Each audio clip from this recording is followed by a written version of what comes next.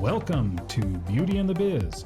Discover how to grow your practice with effective cosmetic patient attraction, conversion, and retention advice from author, speaker, trainer, and cosmetic practice business and marketing coach, Catherine Maley, MBA. Hello and welcome to Beauty and the Biz, where we talk about the business and marketing side of plastic surgery. I'm your host, Catherine Maley, author of Your Aesthetic Practice, What Your Patients Are Saying, and consultant to plastic surgeons to get them more patients and more profits. And I'm extremely excited to welcome you to this very special 100th episode of Beauty and the Biz. Wow, the time has gone by very quickly. So I started this podcast 2 years ago because it's no longer enough to be a great cosmetic surgeon. Good marketers often beat out excellent surgeons, at least in the short run. So this podcast is to keep you on track and remind you of what's important. Now, the industry has evolved with different rules and strategies, so it's time to up your own game. Because if you really want to be successful, you've got to adapt to change. It's about staying nimble in your thinking because the marketplace has changed, attitudes about cosmetic rejuvenation have changed, the marketing channels have changed, the patient preferences have changed, and even how they choose a service provider has changed a lot. So you need to change with them or you're going to get left in the dust. So for this 100th special edition, I compiled the 10 takeaways I have learned from the many plastic surgeons I interviewed. And by the way, I named them in the show notes, so you should take a look at that. So these surgeons have been in practice ranging from 4 months to 46 years. A majority of them are in solo practice. Some are in practice with a partner, and some have multiple partners. So to celebrate this 100th episode, I interviewed 27 plastic and cosmetic surgeons around the nation and even one in Lebanon to give you my top 10 takeaways of what they are doing to succeed. So let's get started. Here's takeaway number 1. They have a growth mindset. They believe their abilities can be developed. They're open to growing as a person, surgeon, and a business person. They're passionate about growing their practice and always striving to be better. Now they're willing to push the envelope, learn, evolve, and change if necessary or when necessary. They stay open to life and opportunities that come their way. They think positive and are optimistic about the future. They have resilience and see change as an opportunity to grow. They believe their efforts determine their abilities and growth. And they're open to new technologies, marketing trends, and surgical techniques. So here's takeaway number 2. They learn new skills. Now, many surgeons have decided they're good at surgery, but not good at managing people or business or marketing or on and on and on. So they shut their minds down to learning. Maybe because they spent so much time as a student, they're just kind of done with learning, or business wasn't taught in medical schools. I heard that a lot too, that nobody was taught any of this business stuff or marketing stuff in medical school. So they're closed to learning new skills. They feel like they've already been there and done that. Now, the successful surgeons open their mind and they learn the business of plastic surgery by reading books and joining masterminds and hiring coaches and consultants like me. They study and believe the sayings, earners are learners and leaders are readers. I've heard that forever. They believe they can learn to do anything and they like to try new things versus sticking to what they've always done. That's a big one. So here's takeaway number 3. They know their numbers. They manage their money.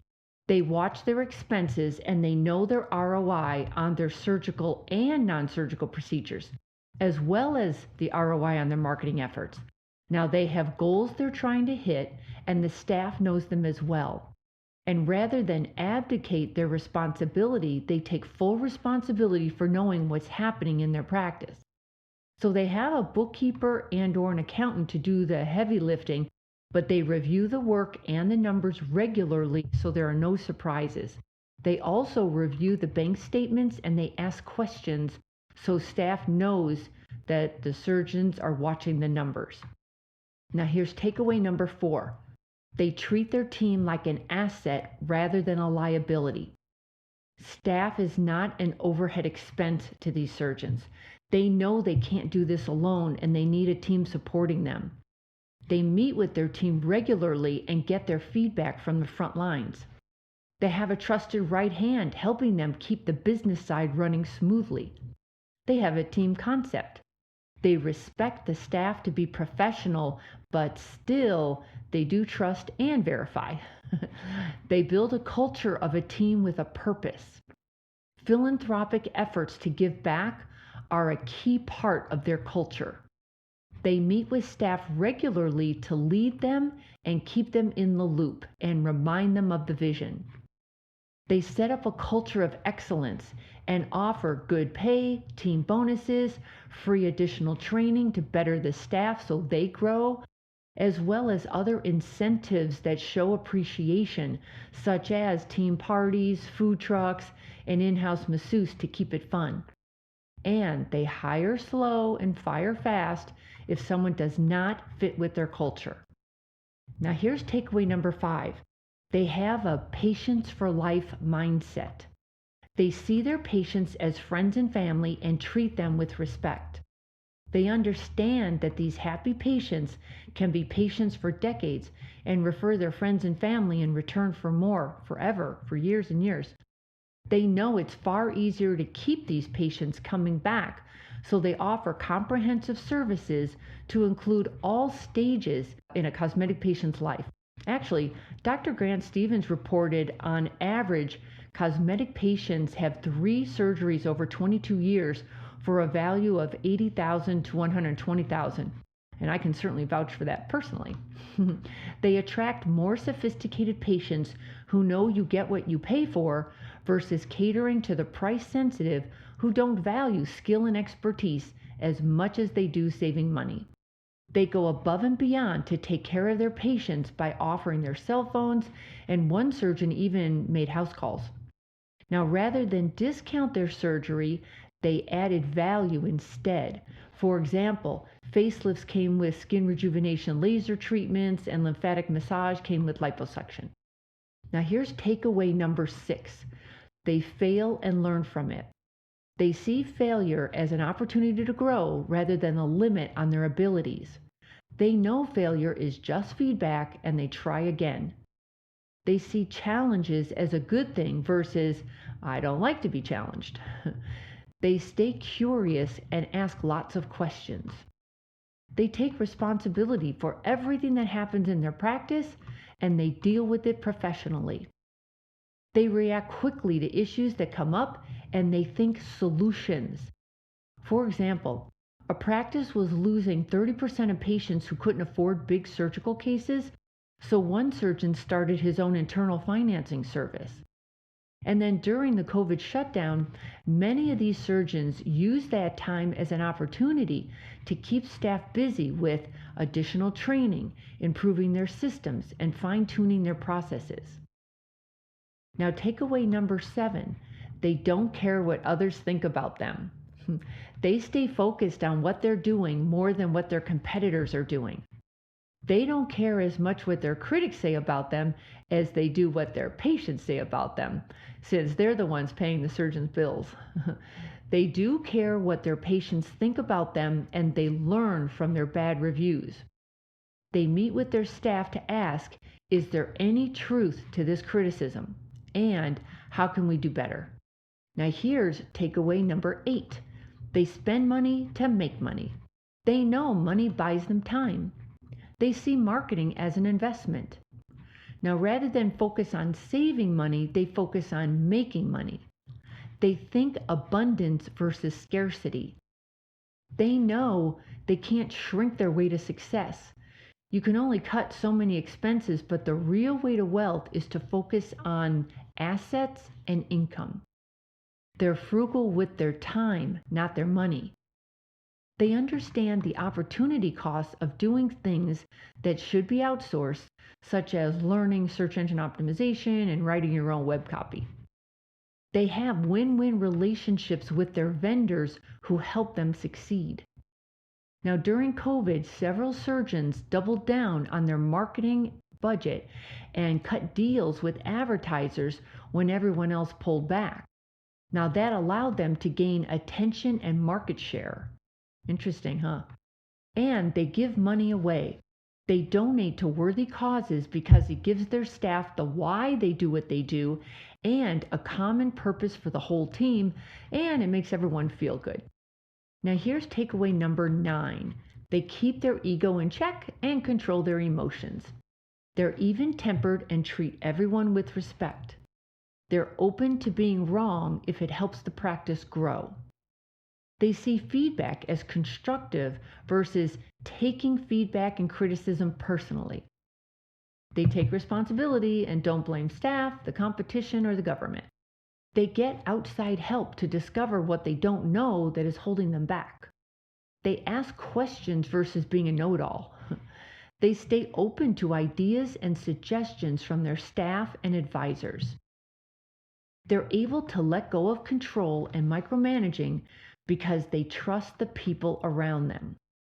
They're competitive by nature and they use that for motivation to grow. They stay curious by visiting other practices, attending conferences, and talking with their colleagues to learn what others are doing that's working. And they're always honing their craft to make them the best at what they do. Now, when a challenge comes up, they focus on solutions rather than running from it and hoping it just goes away. They eliminate practice drags, such as dealing with draining staff and difficult patients. They also delegate tasks they dislike doing to people that they trust, but they always follow up to be sure it's getting done and done properly. And then here is takeaway number 10. They think big. They grow uncomfortable being the only revenue generator in the practice. They look for ways to leverage their reputation, experience, and staff. They figure out how to scale by working on their practice rather than in it. They see they could do more than just surgery. They look at other streams of income rather than work harder and longer, which leads to burnout and ineffectiveness.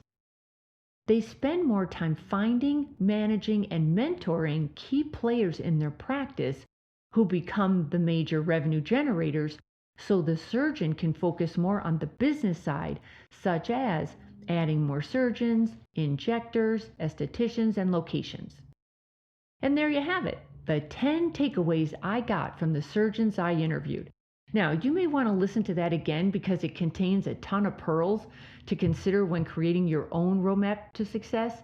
And of course, please contact me if you could use some guidance. I certainly have been around a long time and I can definitely bring a different perspective to your practice that you have not even thought about because you just think differently than I do, and I can be pretty helpful. So just leave me a message on my website or DM me on Instagram at Catherine Maley MBA. Okay, that's it for now. And please do me a favor and subscribe to Beauty in the Biz, and I'd love a great review. That was the 100th episode of Beauty in the Biz, and now I have to start working on the next 100. So thanks so much. Take care, and we'll talk soon. We hope you found valuable insight on this episode of Beauty in the Biz. For more episodes, tools, and Catherine's free book, visit www.catherinemaley.com. That's www.catherinemaley.com. And be sure to subscribe to get the latest practice building strategies delivered to you. And don't forget to share this Beauty in the Biz podcast with your staff and colleagues.